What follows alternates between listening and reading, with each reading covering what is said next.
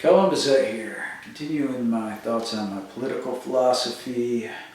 I was talking about the false dichotomy last time and how right and left are in a lot of ways basically the same thing. We see the partisans and the political parties flip positions constantly. They use the same tactics, the same means to get to the same ends. But there are differences between these two ideas. And left and right are ideas with a capital I. I mean that in the Jungian sense.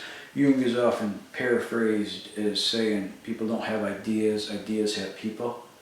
Well, I think that's true. I think he hit the nail on the head with that.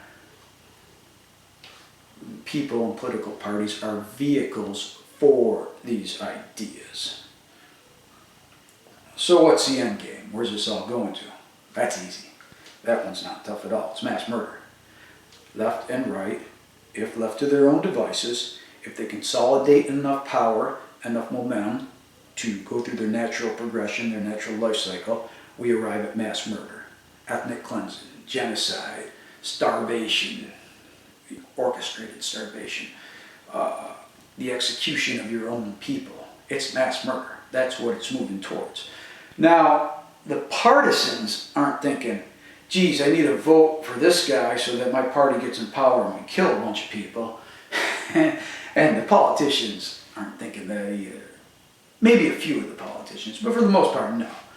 They're being used as pawns in the game. They're vehicles for these ideas. They are, well, for lack of a better word, possessed by them. Fortunately, most of the time, we never get that far. And that's because right and left oppose each other. They stifle each other's progress, so neither side can usually consolidate enough power and gain enough momentum to mature enough to achieve their natural end. That's a good thing. Also, external powers often prevent the consolidation of enough power to do so.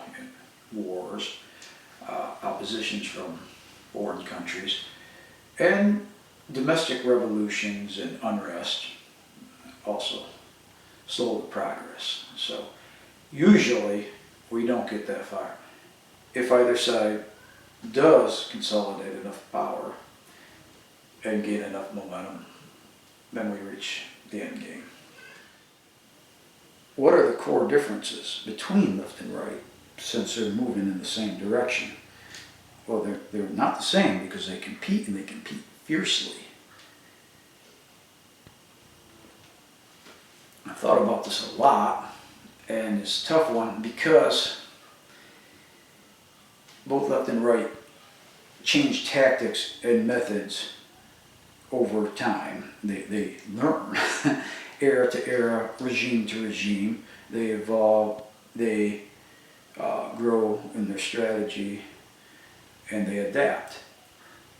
But for the last several decades, at least, as far as I can tell, the core difference between right and left is that right demands conformity of culture and left demands conformity of thought. And this is pretty easy to see. We associate the right with tradition. They are often viewed as being opposed to progress, and sometimes rightly so. The left we associate with thought policing, definitely rightly so. There's no question about that. So on the right, there's more room for diversity in thought, as long as you look the same, you speak the same language, follow the same religion, have the same values. As long as you assimilate to the culture, it's not a big deal if there's some differences in thought. The left is the opposite here. With the left, you can have whatever culture you want, you can look however you want, speak whatever language you want. The more diverse, the better, right? As long as there's absolutely no diversity in thought. Everybody has to think the same. Everybody has to toe the line. Now, historically, we're going to find contradictions. You might say, Kellen, what about Mao Zedong? What about the Great Leap Forward? No, that was the greatest mass murder of the 20th century, and that was from a leftist regime.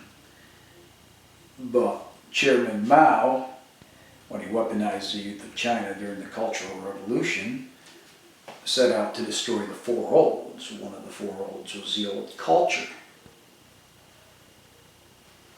So how does that fit in? Well, the tactics change. Regime to regime, party to party, war to war, era to era. The ideologies grow. They learn, they evolve, they become more sophisticated. Even so, even in that example, the most important thing was the assimilation of thought. Chairman Mao wanted to enshrine Mao Zedong thought. That was the most important goal. And so anyways, that's what I think about that in a nutshell. And next time, we'll talk about the nature of government.